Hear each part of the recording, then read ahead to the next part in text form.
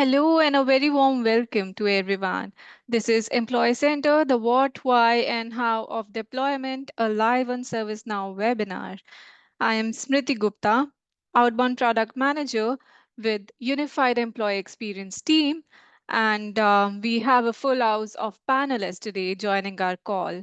We have Arnold supporting me for the design conversation that we'll be having today. He's a principal design strategist. And manning the Q&A, we have some really great experts. We have Mike, who's the principal platform architect for Impact Team. Michael Sheridan, who's the Principal Success Technical Director for Product Success, and then Helen, who's Senior Product Success Manager with the Product Success team. So thank you, the panelists, for joining this call and supporting us today. We really appreciate it. Just a safe harbor notice here. In case we might be talking about some roadmap items during this conversation, just want to point the safe harbor notice here. Some of these statements might be forward-looking, and we advise you against basing your purchasing decisions on the basis of that information. So some ground rules for this session. We will try to save some time at the end of this session for the Q&A. Please feel free to use the Q&A panel to post your questions throughout the session. We have, as I've just told you, we have some great set of experts manning the Q&A panel. So they'll try to answer your questions as it comes along the way. And if you have any other comments or feedback to post for us, please feel free to utilize the chat. This presentation or this session will be recording, and the slide deck and recording will be shared on ServiceNow community. The SLA is typically 7 to 10 days. After this event, you'll be prompted to fill out a short survey. This survey actually helps us improve further sessions for you. So we really appreciate you posting your feedback and suggestions.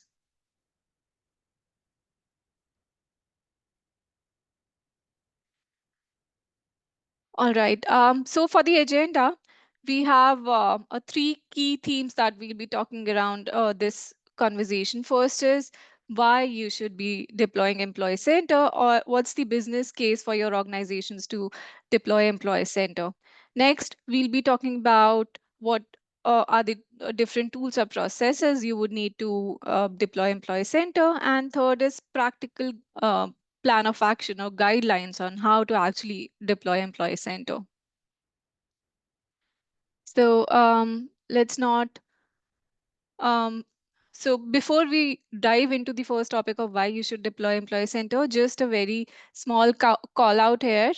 This session is not about Employee Center capabilities or features. We won't be talking in depth about those Employee Center capabilities or features. We do not have a live demo to present for this session. All we are going to focus on is from a beginner's point of view, what is the business value that Employee Center brings, and how you could utilize the processes and tools that we have put in place as recommendations to kind of ease your deployment process. If you are looking for details around Employee Center capabilities and features, we have tons of resources on community. As Mike has shared the link, please feel free to navigate through that.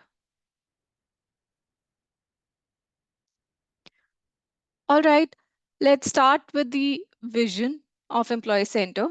So if you think about ServiceNow platform, the platform actually offers multiple different capabilities for different departments. So what Employee Center is actually trying to do is it is kind of trying to bring a unified and omni-channel front end for all the capabilities that you're building with ServiceNow.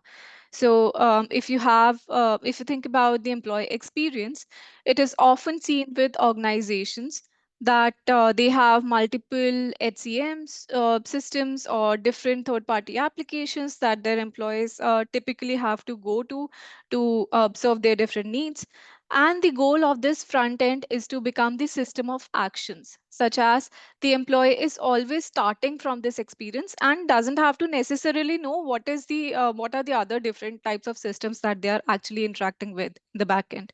So the employee starts from here and is able to finish their task here, and if only and when needed, they are systematically directed to some other application only when it is needed, but they don't need it at the start of their journey as an employee. So they don't need to know that in the back end there are 10 different systems that are kind of serving their needs and they need to get access to. So the goal for this experience is unified, but also to provide scalable services that you can start with one department and then expand to multiple departments and do more use cases that are outside of services and offer more from an experience standpoint. So we want it to be AI powered, both in terms of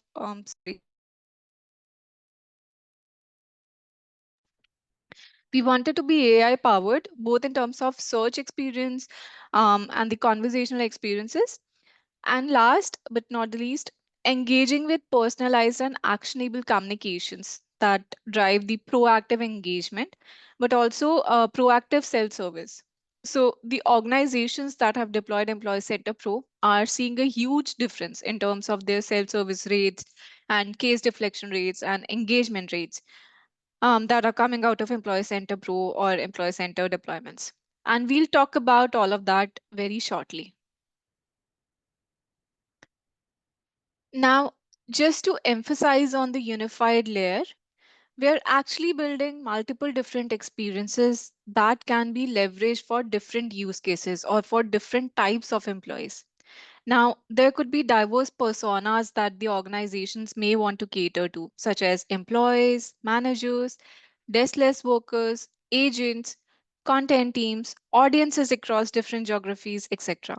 And thus, the channels and manner in which they utilize the portal or self serve for information, for answers, or for services and support may also differ.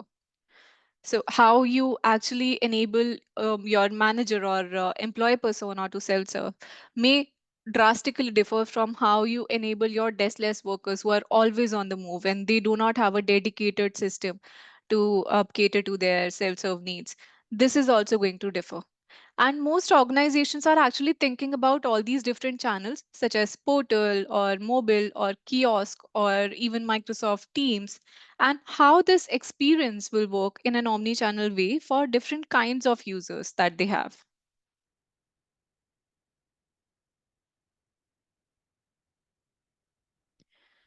Now, this is an interesting slide that talks about how a reactive experience of a employee portal would look like against a proactive experience of an employee portal.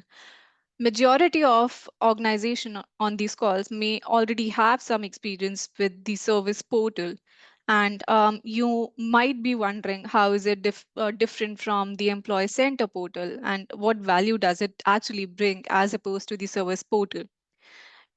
When we think about a service portal or any other static portal that we have in place, it kind of works in a reactive way. So your employees go on the portal and then figure out some IT service may be down, or you may not even have any communication for any important IT event such as a hardware refresh, right? And your IT teams are actually stuck managing the content and information across all these different tools. And then there's a lineup of different case tasks that could have been resolved if there was a simple FAQ document in place, right? As opposed to the experience on employee center that is much more personalized and proactive. So you have an employee centric layer for services, for communication, for sharing the information, and for pointing out important applications that your employees or end users might need to navigate to. You're proactively putting announcements for important events, not just for IT events, but for HR events or central corporate comms events, such as hardware refresh or benefits enrollment, or even any upcoming internal organizational news, such as town halls or quarterly revenue updates, and so on. And you are actually enabling your service teams to deflect all these case tasks and improve the self-service rates by providing the information and communication proactively on the portal. So when you think about service portal, there's no out-of-the-box support for a lot of that content, such as topic pages, and you have a very siloed experience in terms of IT is different and HR is different, knowledge articles are different, catalog categories are different, and there's no employee-centric navigation that is there. Customers or the employees at times struggle to navigate across the portal because the menu items are not very receptive for their use, right? Versus when you think about Employee Center, that is kind of the proactive portal that I'm talking about. It offers a lot of out of the box experience. So you're not reinventing the wheel every time you have a use case to serve. And you can have dynamically created topic pages, and it is highly scalable. So you could actually start your deployment with just one department, such as IT or HR. And then when you feel the time is right, you can actually onboard other departments such as workplace or risk or legal and so on. You have the unified browse with AI search, and content discovery experience is very employee centric.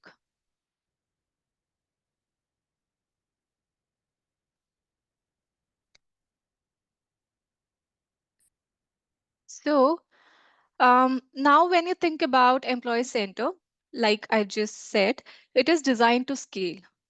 Majority of our customers or organizations typically have a single department service delivery portal, and Employee Center can be used for that. So if you have only IT services and you want to use Employee Center only for that, you can use it. It's your solution. And the same product, without having to be redesigned, can be enhanced to act like an enterprise service delivery. So once you have Employee Center deployed for one department, adding additional departments like risk or legal or workplace is, it's not equivalent to rebuilding the portal. It is literally adding just additional taxonomy topics. So move from single department to enterprise department is pretty easy. And the same portal with all the different capabilities that we are creating from a communication standpoint, from integrations with external systems, makes it easy to become like modern intranet. So I've heard from so many customers that once they have deployed Employee Center Pro, which is our premium portal for Employee Center, their company intranet feels redundant. Like, why would employees go there when they have got already that they need on their ServiceNow portal, right? So it just helps to eliminate all these swivel chair experiences for the employees. Now, Employee Center essentially is designed to scale from very siloed single department to becoming like the front end for or the employee destination site without really making too many changes. So you will never have to redeploy the portal. That was one of our goals when we designed Employee Center.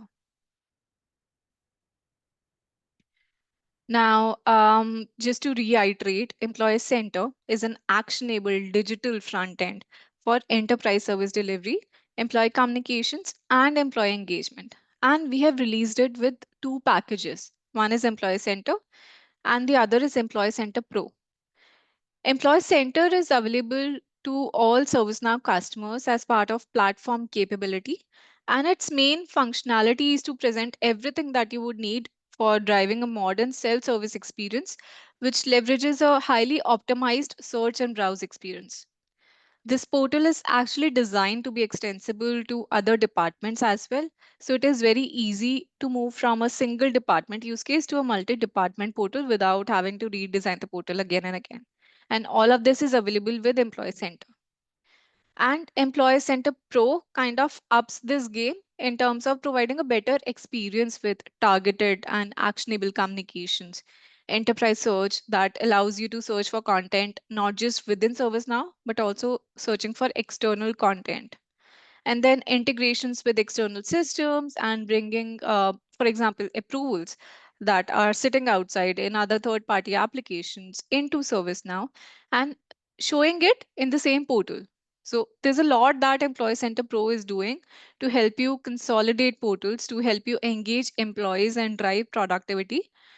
But Employee Center Pro requires a separate license, or it can be licensed via the HRSD Pro or Enterprise SKU.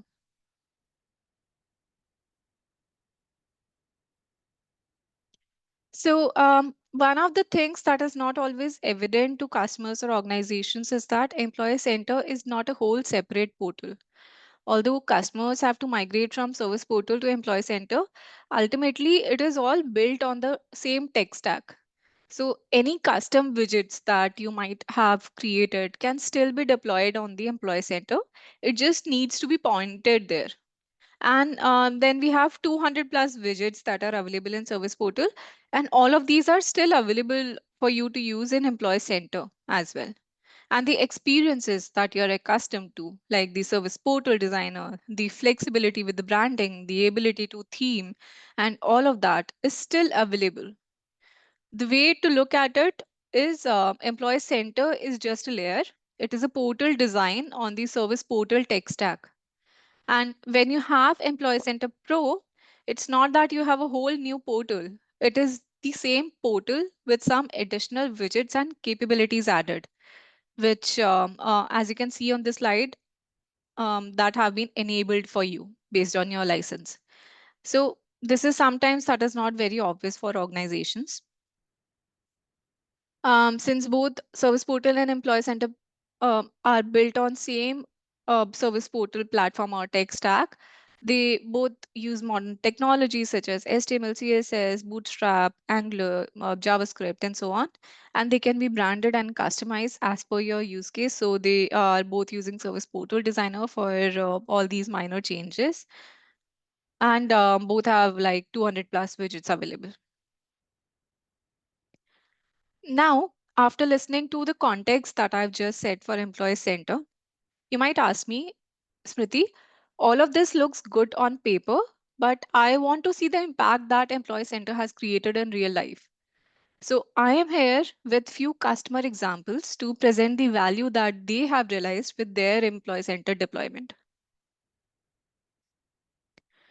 Now, one of the major US bank had a very big problem to solve at their internal IT service desk that serves all of their 100K employees. Throughout 2022, around 67% of the employee population had to call the service desk, and their employees spent more than 4.8 million hours engaged in support issues throughout the year. They needed the ability to resolve these common tasks easily without the need for the employees to pause their days to engage with support. So they launched their Employee Center Pro portal and enabled their virtual agent. Their aim was to simplify the support experience, to drive a culture of self service, and offer multiple channels for employees to access support and automation. These tools have had a huge benefit to the firm, including increased productivity for their employees and reduction in service desk contacts. With this, they have run over 16,000 successful automations where the employees did not have to call the service desk. These tools have already saved the firm $2.4 million in employee productivity without needing to engage with support. Next up, we have an example from Rocket Companies. So, Rock World is the digital front door for Rocket team members. And they have consolidated more than 10 internal SharePoint sites and pages since launching in late 2022. This has reduced their digital complexity, improved the search experience, and streamlined the upkeep of the content. In 2023, 90 to 95% of Rocket's team members were utilizing the intranet, which was a big win for the internal communications team. And the increase in utilization of team members self-serving when they need help rather than directing calling the support teams is another key performance indicator. So again, we are talking about increase in self-serve rate. From 2022 to 23, they saw 33% jump in self-service and a 9% decrease in ticket submission by phone and 24% decrease in ticket submission through emails. This allows their support teams to address more complex and more critical issues rather than addressing the FAQs.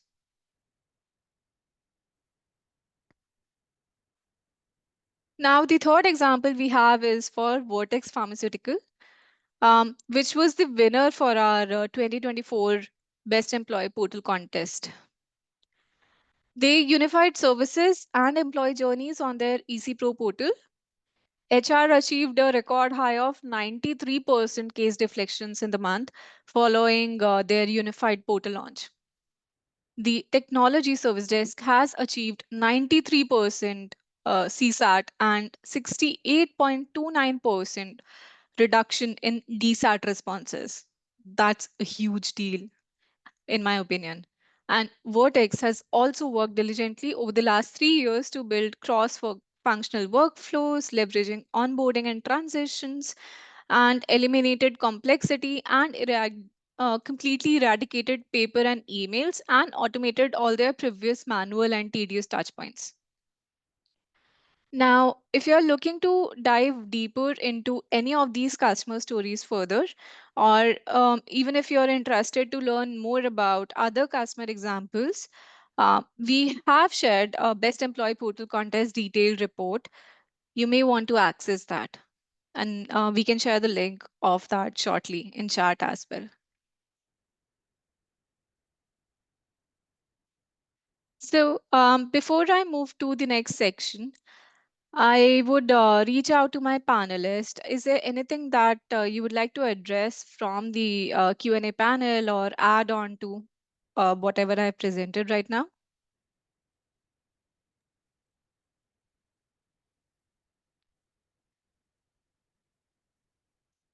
All right, moving on. So let's talk about the next section.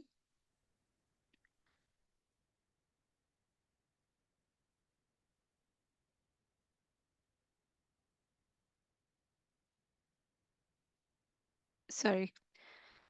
So what are the tools or processes you would need to kind of plan for your deployment of Employee Center? When we talk about Employee Center, the first thing that you must plan is the vision or the value that you're expected to realize from your Employee Center deployment. And this is not just another service portal that you're building or service delivery portal that you're building. This is more centered around providing a unified employee experience. So you need to kind of think from your employee's perspective. So as you can see on the left hand side of the screen, the employee previously might have had to navigate through 10 or more different applications based on their use case. They might have to navigate to different knowledge articles, different catalog items, and different third party applications, different HCMs to resolve their use case. But what they're actually looking for is one-stop shop solution for resolving all their use cases or all their needs, right? Be it approvals, be it HCMs, be it completing their task or any of the communication or collaboration tools, right? And it's very important as you're defining your vision or the value that you are expecting to realize, the key metrics that you're expected to move. So, for example, we talked about in all these three customer examples, case deflections or increasing the self-service rate was one of the North Star metric that they were working towards. You could define similar metrics for your organization and work towards that goal. It's very critical to build in your stakeholder alignment from the beginning. And you may onboard all these different departments such as IT, HR, legal, workplace, procurement, all at a one go or one big bang. Or you may choose to kind of onboard it in a phased manner and start with just one department. But in either case, you would need to think from a scalability point of view, and thus bring in all these stakeholders and listen to their voices from the beginning itself so that you can plan accordingly. And even if you're scaling 2 years or 3 years down the line, you don't run into scalability issues later on.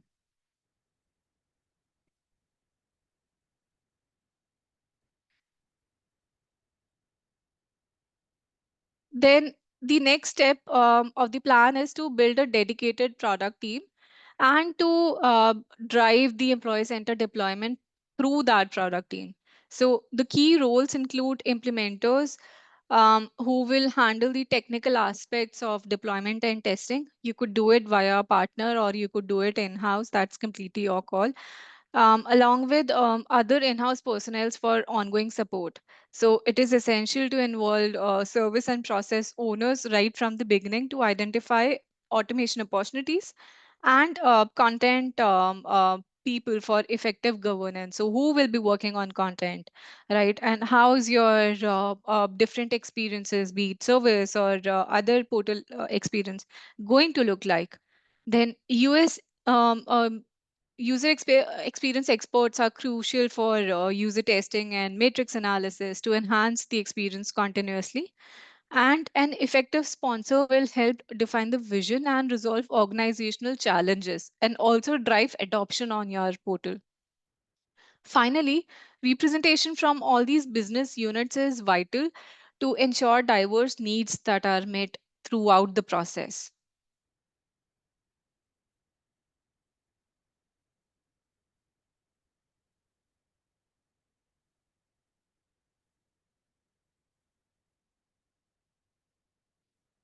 Now, as your employee centered deployment matures, um, portal governance is typically that organizations complete or fulfill as an afterthought after their deployment.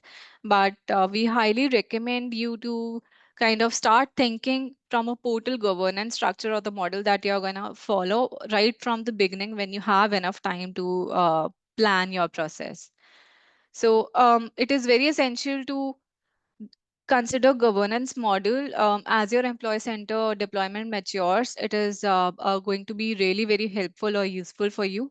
Start with a small product team and you can evolve into a central team managing features and requests across different business lines. So this ensures you are not picking up a request prioritization on need basis, but you have actual prioritization plan in line. And this team will prioritize updates, they will ensure performance, and they will ensure that we have representation from various departments like IT and HR. And all these different departments are equally represented. And you're not just catering to the loudest voice of the group, right? For content management, adopt a federated approach. Again, it depends on what kind of content you're talking about. It could be based on different regional content, based on different geographies, or department based content such as IT or HR, or you might be focusing on a central comms team, right? So for content management, adopt a federated approach with a central delivery team that sets standards and guidelines, and kind of ensures that this standardization is maintained across the portal. And you don't have scenarios where IT content is talking a different point and HR content is talking in an entirely different direction. This allows content authors from these different business units to manage their specific topics while maintaining a standardization guideline. And this structure actually promotes collaboration and ensures diverse inputs across the organization. So this might be very useful. The portal governance structure might be very useful for critical decisions like what goes on the homepage banner, which stakeholder or which part of communication needs to go for what duration, right? So that you don't have friction or issues on similar topics later on.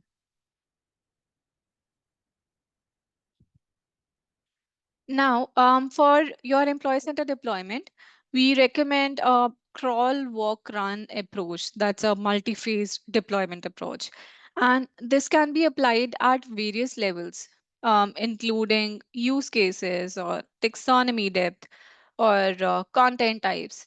So you start with a MVP or a minimal viable product featuring a small set of widgets and gradually enhance your offering as you learn and refine the processes. So this could be in terms of departments, such as you start with only IT and then you move on to the multi-department approach, such as IT plus HR, and then you onboard all these different departments that you have across organizations.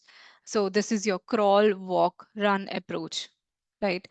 And consider integrating advanced features like AI search at a later stage. The key is to avoid a big bang approach and instead you pilot a small MVP to quickly scale and realize value.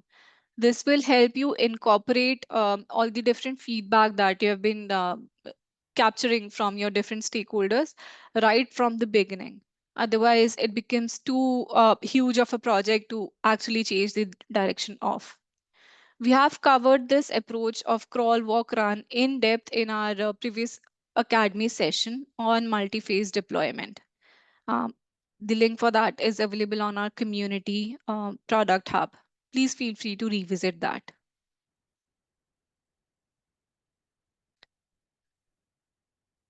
Next on, we have the how to deploy Employee Center. So before we move forward, is there any questions from the Q&A panel that we would like to address, or anything else that Mike, Michael, Helen, you would like to add here? Hi, this is Mike Sheridan. Just a few, because we've been getting some questions about customizations and things of that nature.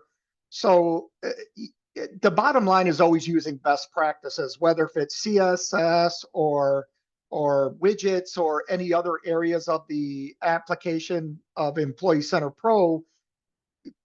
Definitely following best practices is the way to go. I mean, we don't encourage customizations, but it happens based on requirements. So following the best practices, being aware of what's on the roadmap so you're not customizing for a feature that we could be releasing. I think that's the key thing to take away from a lot of the questions around customizations. So that's it for me. Thank you, Michael. Indeed. Rita, I All would right. also highlight, Mike Scully here, highlight the learning options that are available. You mentioned the Academy sessions, wealth of information available on the community as well as on YouTube. And then you also have now learning resources like the Employee Center Essentials course, or there's also an Employee Center Implementer course. Awesome. Thank you so much, Mike. So moving on to how to deploy Employee Center. Now, we have a now create methodology that's centered on creating exceptional outcomes, and it offers a prescriptive methodology and over 900 leading practice assets to guide your ServiceNow project. We have one around Unified Employee Center, and it kind of offers a step-by-step guidance on how you can actually start your employee center deployment, right? So before I move forward, Arnold, would you like to talk about now create methodology a bit? Sure, absolutely. Thank you, Smriti. Hey, everybody. One of the things that we recently deployed in Now Create to support the technical implementation guidance that has always been there, next slide, please, is a whole series of UX activities. In fact, if you look in this design, build, and unit test, we've introduced 14 UX best activities and best practices that come with simple plain language guidance and templates that can be used by everybody. You know, the goal here is to understand your users and to understand your specific business needs and how they can be implemented with Employee Center, and to make it easy for everybody, not just designers. I'll stop here and let Smriti take it on. But if you click on this link in the deck that'll be distributed afterwards, there's an introductory video and we go into greater details, and that post is on Now Community. Thank you so much. Thank you, Arnold. So talking about the actual steps or the ground level plan that you are going to undertake to deploy your employee center, on this slide, we have put overarching steps or phases of deployment, as you can call that. And once you have had enough time to absorb and understand what is available with Employee Center or Employee Center Pro, you have kind of thought through your constraints, your prerequisites, and your deployment timelines, and planned your deployment strategy, you can start with designing the experience. As Arnold has rightly set the context for the design process, it includes working on a human centric design process for your organization and ensuring that the experience that you're designing makes sense for your end users and has feedback incorporated from your power users right from the beginning. Then the second step,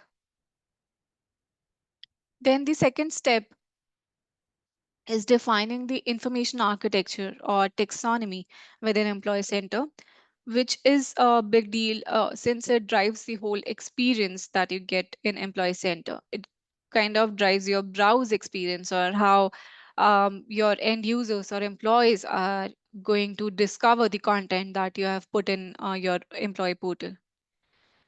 Then comes in migration of content. Migration step is only required if you have content residing in some other applications that you would want to bring into ServiceNow. If you have already content sitting within ServiceNow, probably you have Service Portal or the legacy Employee Service Center portal, there's no migration needed because it's all built on the same platform. Then, once you have defined what you want to build from an information architecture point of view or from a design perspective, and you have your content ready, that's when you actually start deploying the experience on the portal. And then you want to test it out, you want to plan for the launch, and you want to drive adoption on it. Now, I have all these steps laid out very sequentially over here, but I do want to call out that you may want to iterate over these. Many of these steps may also overlap. To give you an example, the plan for launch and adoption is not necessarily something that you would do at the very end. It's not very waterfall in nature.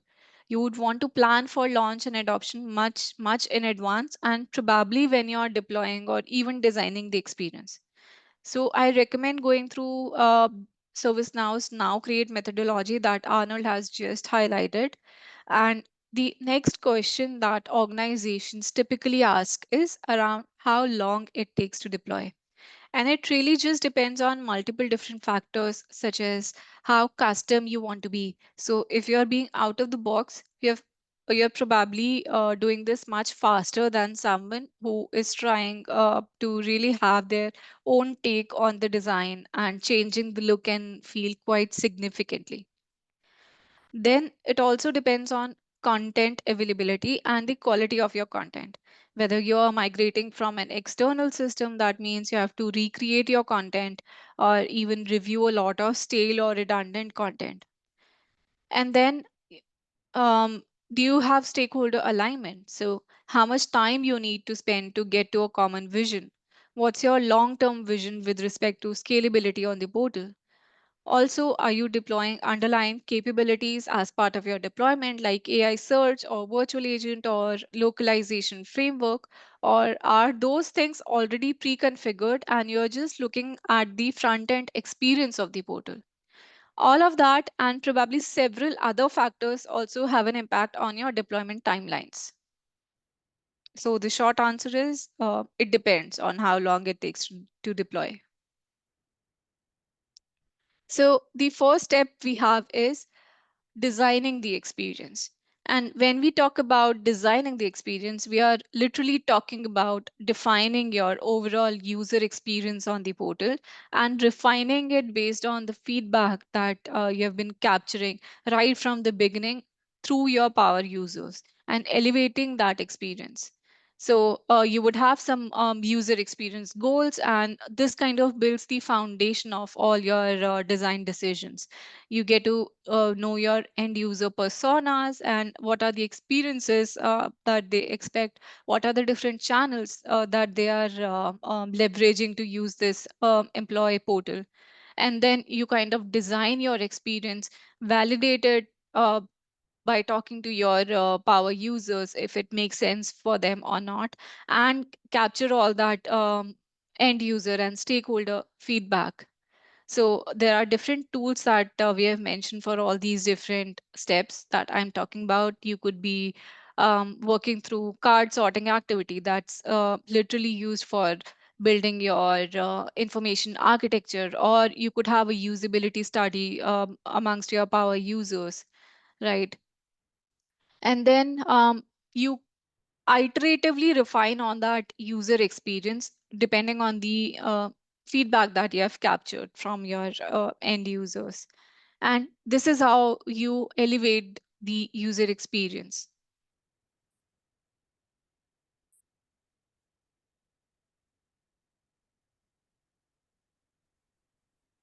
The next step we have is defining the information architecture. So when you are building your taxonomy, this is kind of the roadmap to your complete portal, right? So on the top, you have a mega menu, and how you define your information architecture is directly correlated to how your end users are going to discover the content that is available on your portal. So you can start with the out-of-the-box taxonomy, employee taxonomy that we ship, and map your content categories onto that. If it does not work, you can clone this out-of-the-box taxonomy and start modifying it to make sense, more sense for your organization, right? And to validate if all of these taxonomy topics that you have come up with are actually making sense with your end users, you can conduct a card sorting exercise with a set of power users, and identify if there are any overlaps, or if there's some other content topic that needs to be added into this taxonomy tree structure. And once you have built out that taxonomy structure, you can again validate it with your power users using tree testing tools, right? So I have a very small example of information architecture that you could build out for your employee portal. So the first topic could be about company, where you have these different service portal menus talking about the value and mission for your organization, your org chart, your career details, and everything. Then you could have a help center, which is again an out of the box menu item. This kind of incorporates all your service oriented topics such as human resource, technology services, workplace services, and legal services, right? And this is an umbrella topic for all your service related topics. Then you could have a separate menu item for your team, or news center, or even some support menu item that you would use to highlight what to do in case you're looking for additional support. So this is just a sample information architecture, and you can configure it as per your organizational needs. The third step is migrate content.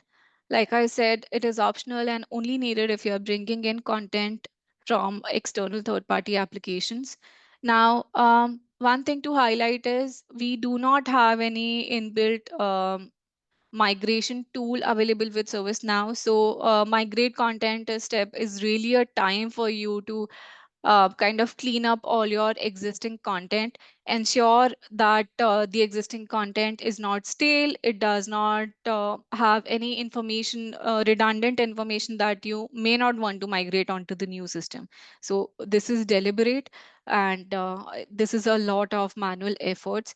While you are migrating your content, it is advisable to review when was this content last created or updated, what is the current usage or the personas that it is catering to, any feedback that we have received on this content. So you might want to ensure that the links are still working, it's not deactivated over the time.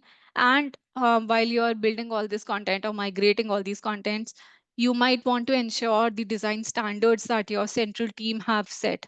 So the recommended image size, icons, fonts, bullets, paragraphs, all of that consistency and standardization must be ensured on topic level, right?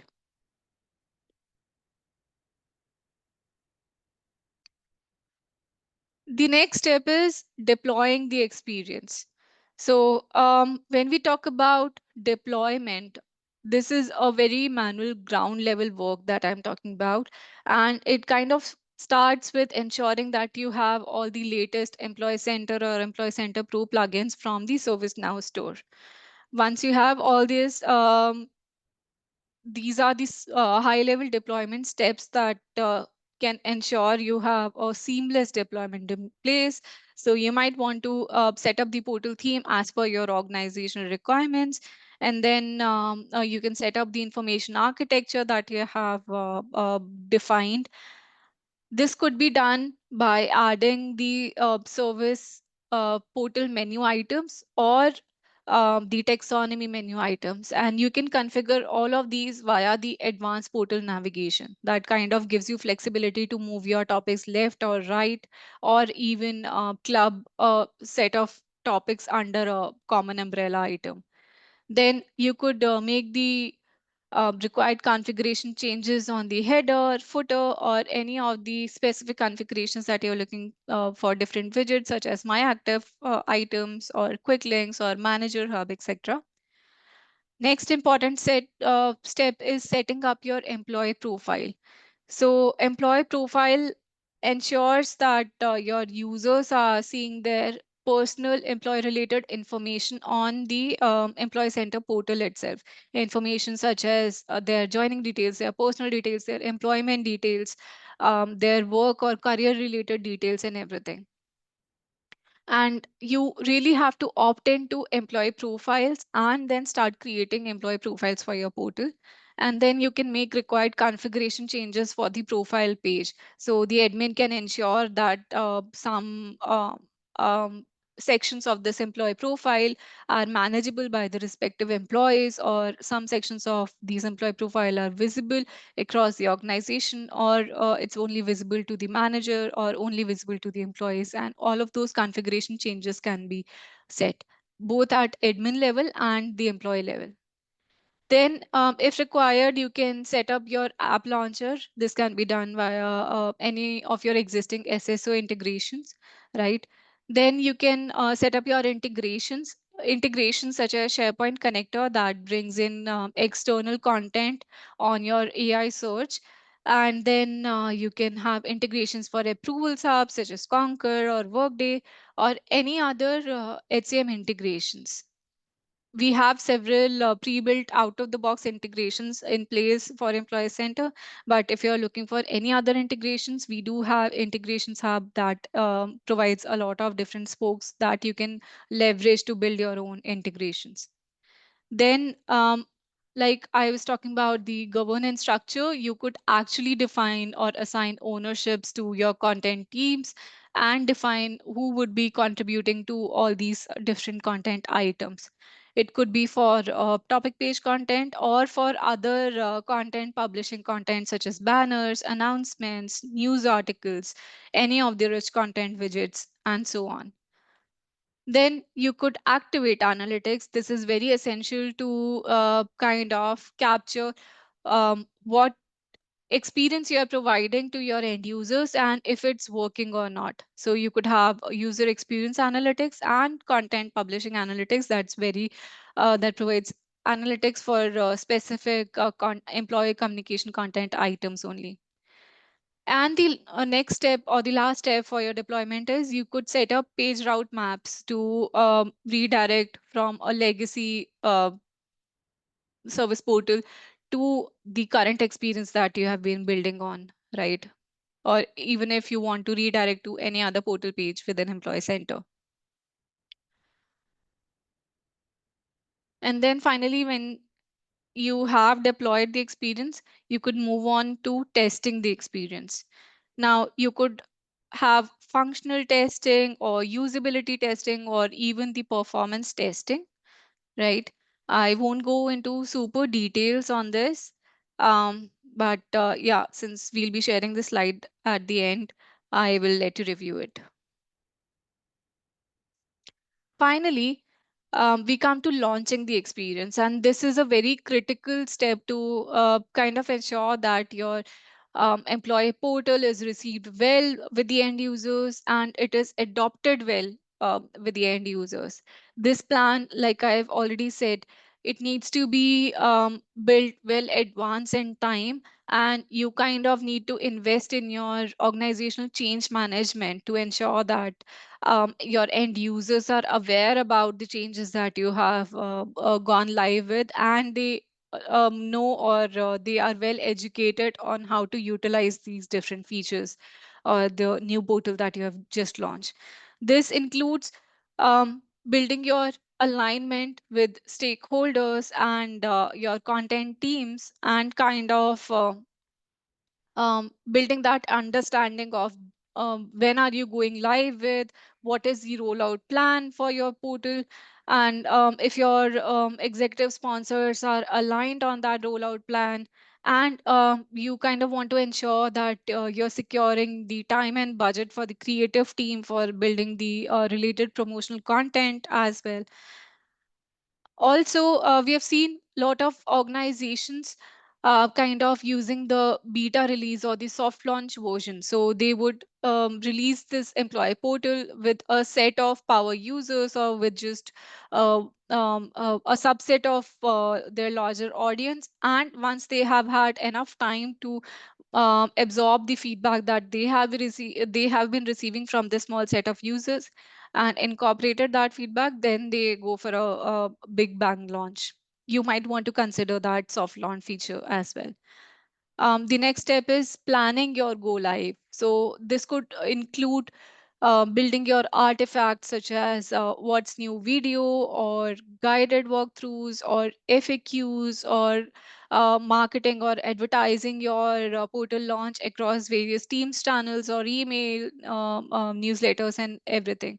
So you might want to work again with your exec sponsors and work on your awareness campaign, such as if there needs to be a town hall to announce this deployment, or you will be communicating all these announcements via newsletters or any of the social media posts that your execs would be sponsoring. The tools that you could utilize to build that education amongst the end users is guided tours. It's a platform functionality, and you could utilize product docs to learn more about it. The last step is driving adoption on your employee portal. So this includes collecting feedback from your key stakeholders or end users. You could use the integrated experience and service feedback capability that's available out of the box with Employee Center Pro to kind of capture that feedback. And once you have had enough feedback or enough data points, you're advised to take a data driven approach to continuously improve upon that. So you might want to use the user experience analytics dashboard or the content analytics dashboards, or even the ITSM or HRSD success dashboards that we have available, and analyze and use those insights to work on improvement feedback, right?